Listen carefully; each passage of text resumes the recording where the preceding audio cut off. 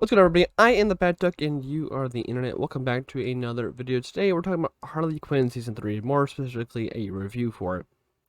Harley Quinn Season 3 was highly anticipated for me.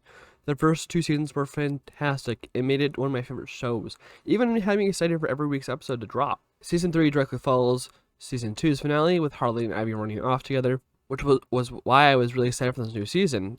Season 2 focused on Harley's development and feelings towards Ivy, and gave us a powerful, loving lesbian couple. Great. Moving to Season 3, it seemed like the writers didn't know where to take the relationship. It felt like there's no steady ground for the couple to be together, and it exists in that loving relationship that was built all of last season. Each week felt like a one-sided, negligent, at times, relationship between them. While Harley was enthusiastic about Ivy and their prospects moving forward, it seemed like Ivy wasn't all in, at least at the beginning of the season. I felt disjointed and seemed like Harley was the only one putting effort into this relationship.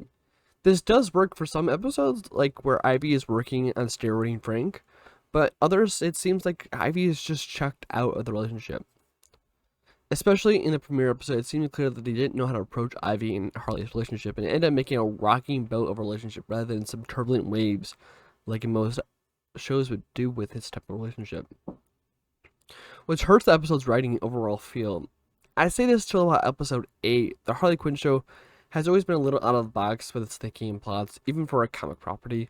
Beginning of the relationship between Harley and Bruce in a therapy setting, flexing that as well as part of Harley's arsenal, is more of a bright spot in what was a foggy season. It seemed really to dive into Batman and his character rather than be interested in Harley in this Harley Quinn show. Which, again, is both a positive and a negative. They really get what Batman is as a character at his core, but this does take away from the rest of the characters in the overall story. It becomes a center point for 3 episodes, which those episodes are really good and probably some of the best out of the whole series, but they detract what should be the spotlight of the show, that being Harley and Ivy's relationship. Bruce becomes a main character when typically he was used as filler in the previous seasons, which were fun, but I didn't come here for Batman. I could go literally anywhere else in this fractured streaming service. Those 3 episodes, while focused on Bruce and Harley's relationship, really get what Harley and Ivy's relationship is and what it should have been. Basically, the setting is Ivy wants to terraform Gotham and become this thing she calls Eden, and Harley wants to remain supportive to the woman she loves, but doesn't agree with what is happening. It puts her into a difficult position that is very real. I mean, well, besides the plants and zombies. I'm not going to dive into the zombies. They act more as a vehicle to get to the spot rather than an important plot point. Eventually, they talk about the differences and come to an understanding, which is a positive showing of the relationship rather than early on, where they were consumed by their own personal goals and fears of the relationship and being 2 separate people who happen to be together rather than to be a team. I know up to this point I've had one giant grievance, but it really put me on my heels for deals where they really missed the bar starting off. Another issue that was raised specifically in this season was the B-plots in the supporting characters. King Shark and Clayface are still part of Harley's crew, but they don't feel like it. They are often these mini adventures, especially for King Shark. Clayface is on this elaborate journey for this Thomas Wayne biopic that kind of comes on the end, but doesn't really pay off in the way it should. King's plots are there and fixed within the 20 minutes. They feel rushed and lackluster. He's got character beats that should feel monumental and affect his character in a massive way, but next episode it's just like nothing ever happened. It feels disjointed and kind of feels like they threw him off to the side because they knew they exist, rather than using a natural pathway to progress their character and story. Even Joker gets major B-plots throughout the season, and it feels like while they're funny to see Joker be a stepdad and be a better politician than most politicians, it seems like the writers relied on Joker in a Harley Quinn show, who at this point in time in her comics has nearly removed herself entirely from the Crown Prince of Crime. I guess to sum up my issues is I had throughout the season were the technical ones. When it came down to it, it was uninspired writing and a lack of plan until the final 3 episodes, which I said save this season. The technical aspects of the work are better than the previous seasons. The action is fun and immersive and do well with the medium that they're in. The character design is fantastic. We get Ivy and Harley in both major dress changes and look fantastic and work for those characters.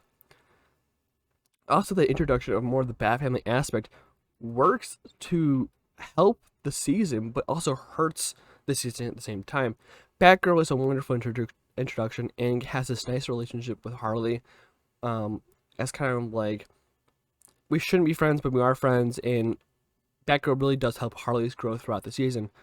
But other than that, they're not doing anything. Nightwing's the first episode and a half, I think, and again, like, his scenes are funny, but they don't do anything to progress the story. They don't do anything to progress Batman or Robin or Batgirl or even Harley, for Christ's sake, as a character.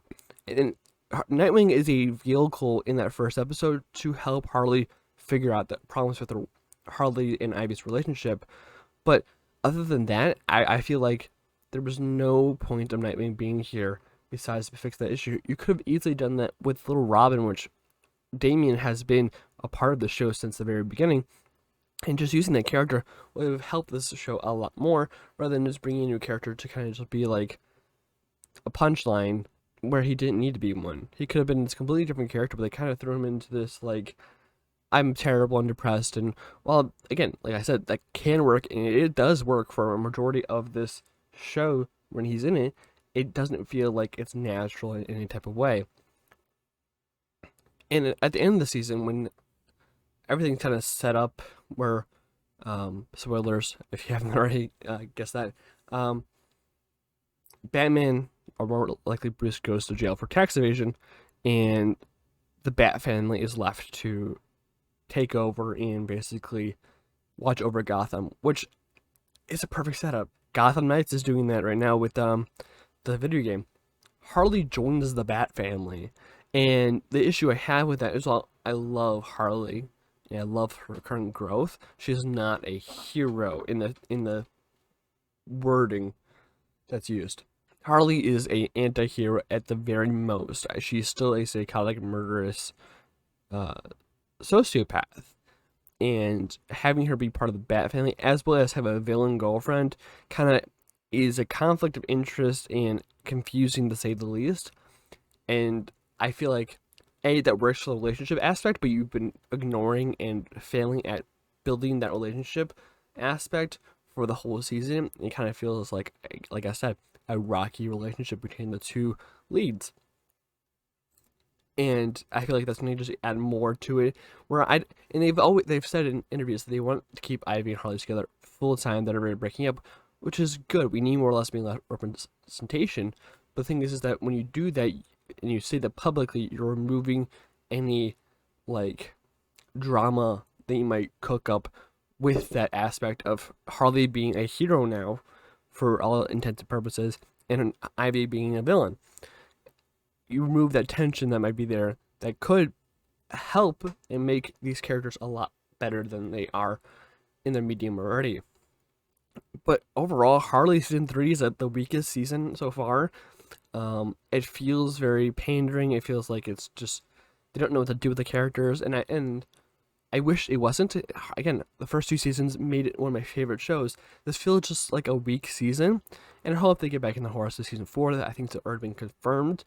But we never know with HBO Max. They've been breaking down everything. They've been fucking up everything. So, yeah, Harley season 3, give it a watch if you watched the first 2 seasons. But if you're just jumping into Harley, obviously I don't think you should start with season 3. But season 3 is not the greatest. It's not the worst thing I've seen in the world. But it could have definitely been better if the writing was better. Everything else of the show is perfect. Just the writing is not good. But yeah, that's all for me. Thank you guys all for watching it on the Bad Duck in the Internet. Don't forget to subscribe. It's always free, and check out the gaming channel. I've been sick for a little bit. That's why we haven't had videos here. I would have had a lot more videos, but I got sick, and yeah, I probably can still hear it. So I'm gonna try to catch up on those again. But thank you guys for watching. I'm the Bad Duck in the Internet, and have a very good night.